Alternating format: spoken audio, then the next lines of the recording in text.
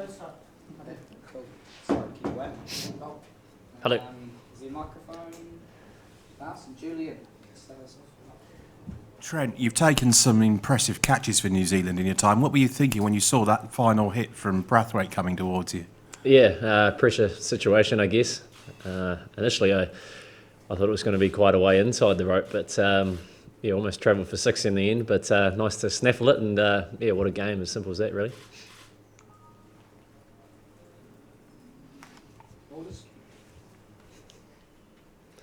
Trent, perhaps just take us through the bowling performance and I guess the ebb and flow of that innings, because Brathwaite, I mean, it's pretty extraordinary stuff, but just how did you approach it, particularly towards the end, with some pretty tough times in the death bowling? Yeah, well, to push to the start first, I reckon, came out and put a bit of pressure on them. Nice to get a couple of wickets early. It's always our focus, really. But the way Chris batted, he's done it many times, and a couple of drop catches which were disappointing. But they were coming at us there for a stage. So it was great to see the bowlers come back in those middle periods and pull it back a little bit. And I thought we were in obviously a very good position. But for Carlos to come out and do that as cleanly as he did, pure hitting. It was. I'm going to say it was pretty cool to watch. But great game, great for the tournament, and there's a good crowd out there as well. So it was, good for them as well. Trent at 245 for 9. Bit of complacency crept in, or it was just Brathwaite was too good? I think the death bowling is always a challenge. It's quite hard when you've got someone hitting it as cleanly as he was there. But I don't think there's any complacency. I think there's a lot of credit due to Carlos, for Carlos to come out and do what he did and put a lot of pressure on us. It was pretty exceptional. But great 100. But to come that close and be on the right side of it is, of course, a very good feeling. Trent, perhaps a reflection too, sitting in the dressing shed or in the dugout, and you got 2 wickets down in that first over. A thought on Kane's innings and I guess the support he had from Ross. How did that, I guess, ease tension? Yeah, I thought it was classy, to be honest. It's what they've done many a times for us, time and time again, and just to absorb the pressure there, especially Kane and backed up nicely with Ross. Kane got the rewards in terms of a big innings under his belt, but it was big for us to set that platform, get us that chance to push to a good score. I think the wicket probably wasn't as good as what we thought it was going to be, but 290 was pretty positive total in our opinion. So great game. You can't judge the wicket until both teams get on it, but 600 odd runs out there was pretty cool. Trent, when you look back over the tournament as a whole, it's been a bit of a roller coaster when you think Bangladesh, South Africa, and today. Real heart-jerker to watch, I'm sure, for people back home. A, what's it like to play, and then B, what's it like? How do you feel when you sit here now, having come through that and you're unbeaten? Yeah, no, it's been special, to be honest. It's been a bit of an emotional roller coaster sitting there with the pads on at times, and then being under the pump there with the ball.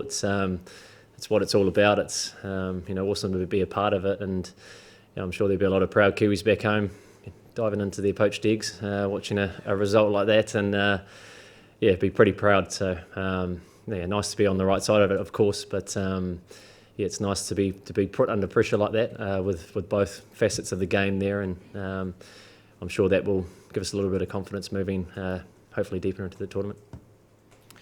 Trent, congratulations. Thanks. A word on your own bowling, 4 for 30 today off 10, finally some wickets for you.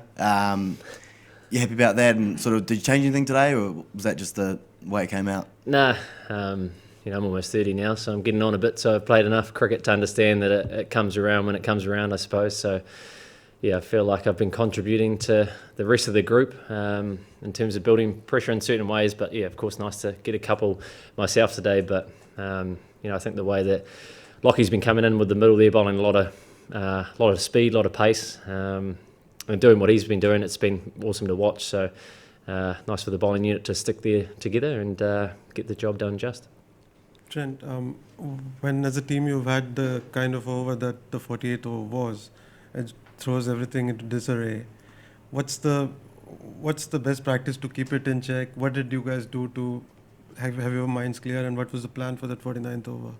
Sorry, what are we talking about? Death bowling? Yeah, the 48th over where, like 3 sixes are hit and all of a sudden you are, from a winning position, you are actually looking at Yep, I get it. Big ground. I think if we could take it to the other end and make him hit big shots into the biggest side was probably the simple message. Vanish to come in, just bowl one over there, and under a bit of a pressure cooker, I thought he did very well. He took pace off the ball, and I thought Carlos was going to tap one and then look to take 5 off the last over, but he looked for the big one.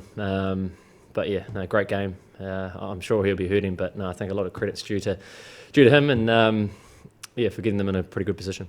What did he tell you? What did Carlos tell you at the end? It seemed like he was like, did it have to be you or something? I can't remember. No, I don't know. I don't think he said that.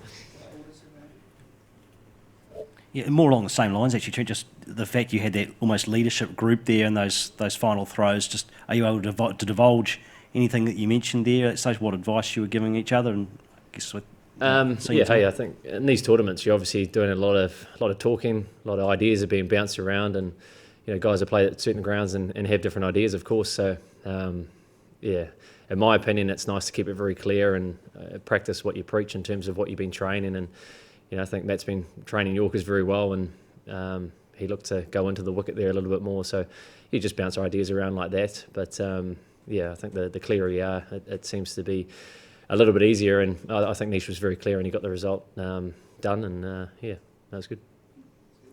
Who was going to bowl the last over if it went to the 50th? I don't know. It wasn't me. That's all I know. Anything else? Set to finish off. There was like for long periods there were partnerships and then wickets fell in clutches for both sides. What was it about the conditions today, or was it just one of those things? I think one of those things. Like I said, the wicket was not as good as what we thought, I think.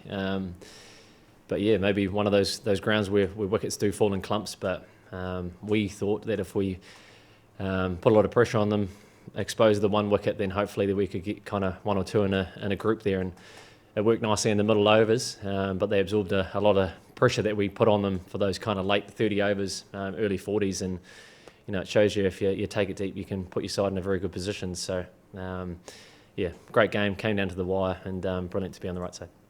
Thanks so much, guys. Thanks, Trent. Thanks, guys.